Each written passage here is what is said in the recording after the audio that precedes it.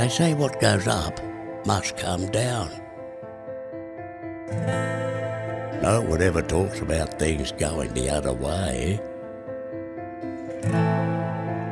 The first time you get knocked off your feet, it's hard, bloody hard to get back up.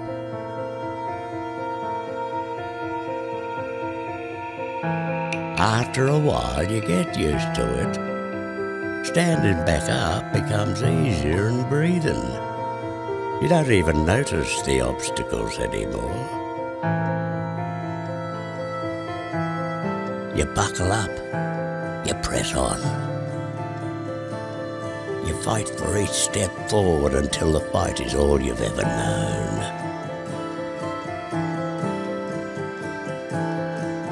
You don't even notice when agony replaces joy.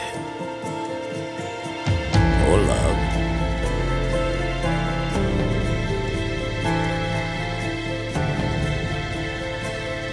But there are some blows that cut so close to the bone that it takes a while for the pain to set in. You bleed and you don't see it. Tear and you don't feel it. It takes your brain a good minute to notice you're flawed, and even longer to grasp that this time might be the last. Maybe you're not getting up ever again. But still, you know, there's a whole wide world out there. And as my granddad used to say, you ain't seen nothing yet.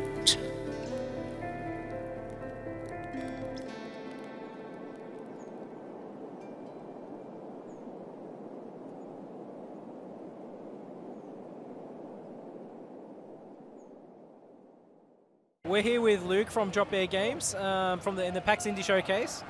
First of all, this game was made in Melbourne, proudly made in Melbourne, which is something we enjoy seeing at PAX, obviously being a Melbourne-based event. So first off, can you tell us a little bit about Broken Roads? Sure thing. So Broken Roads is a classic style RPG. If you're familiar with the old Fallout games like Fallout 1 and 2, or more recently Baldur's Gate, it's that kind of isometric style RPG. It's set in post-apocalyptic Western Australia, 100 years after the atomic bombs have dropped and all that's been happening. So it's sort of a post-apocalypse kind of thing. Everyone's starting to rebuild and getting their footing in the world again. It's got a heavy emphasis on the narrative and morality and philosophy. We have a whole system called the Moral Compass where, depending on the choices you make, it'll shift around your worldview. And sometimes it'll lock you into that worldview. You'll have opportunities to change your worldview as the game progresses on.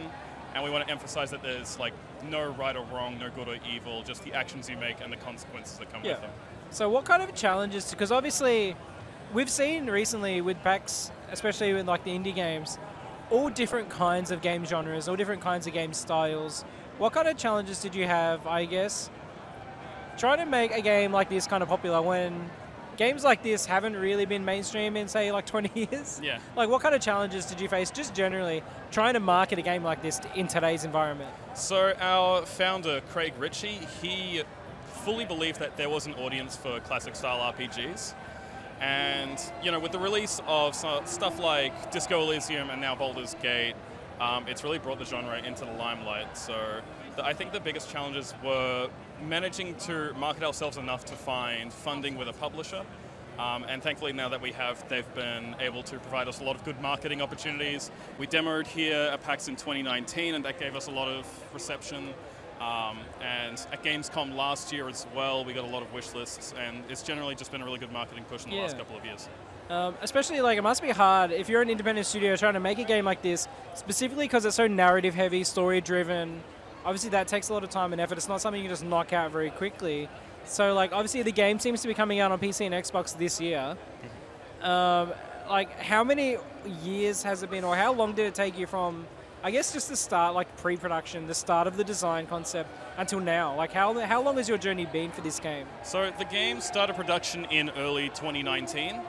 It was just kind of a CRPG that Craig was trying to make, like, the whole choices and actions and consequences thing. And soon after, him and our co-founder Jethro decided to set it in Australia. in Western Australia particularly. And yeah, from then on, it was just a slow, trying to get people to work on it, like outsourcing people, finding contractors. A lot of people were found on places like Twitter and Reddit and Facebook groups. And as we've been able to get more funding from Screen Vic and other like government grants and publishers and stuff. I think Screen Vic's a very big thread we're seeing through a lot of these games.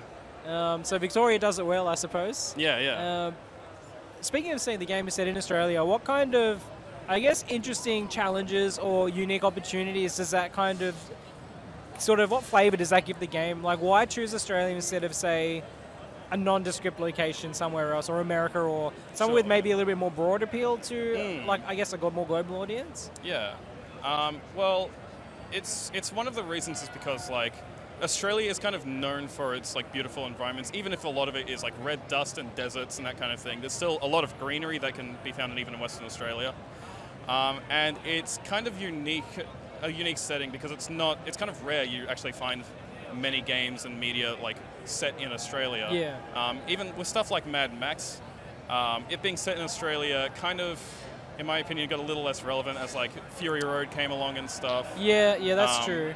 But yeah, we really wanted to push the idea that this is a very Australian game. Yeah. And everyone, uses slang terms and...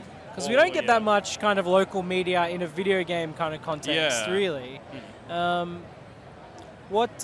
obviously this game's coming out. Do you have any kind of, I guess, post-release plans? Any kind of, what's your scope? Is this a one and done? Or is it something you're going to be supporting, either expansion packs, DLC? Kind of what are you looking for to kind of, I guess, foster the game into the future? Yeah, we're definitely going to have like post-launch patches and that kind of thing to make sure the game is running smoothly. We do have plans for post-launch content. I can't say much about it, but just know that it's there. Yeah, so we do have lots of plans for that. Yeah, good. Any features in this game that you had to cut out because you couldn't make it work or kind of fit with the game design that you wish you could have had in the game? Yeah, that's a good one. A lot of them were locations that we wanted to build, or quests that we wanted to write that we have either had to axe or have come later.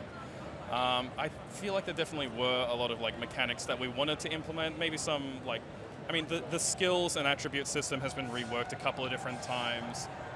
And same with the moral compass, it has different perks within it depending on the world view, and so we've had to carefully, adjust them according to the scope and how well we were doing with deadlines and such. So where can we find Broken Roads? What are your socials? Where can we find you? So you're on Steam. Yep, we're on Steam. We'll be releasing on GOG as well and on Xbox on November 14th. You can find us on Twitter, Drop Bear Bytes, YouTube, Facebook, I think a couple of other different places, but those are the main ones where we're most active. Perfect. Thank you very much for giving us your time today. Absolutely. And we'll definitely see and play this in the future when it comes out. Absolutely. Thank you so much. Thank you.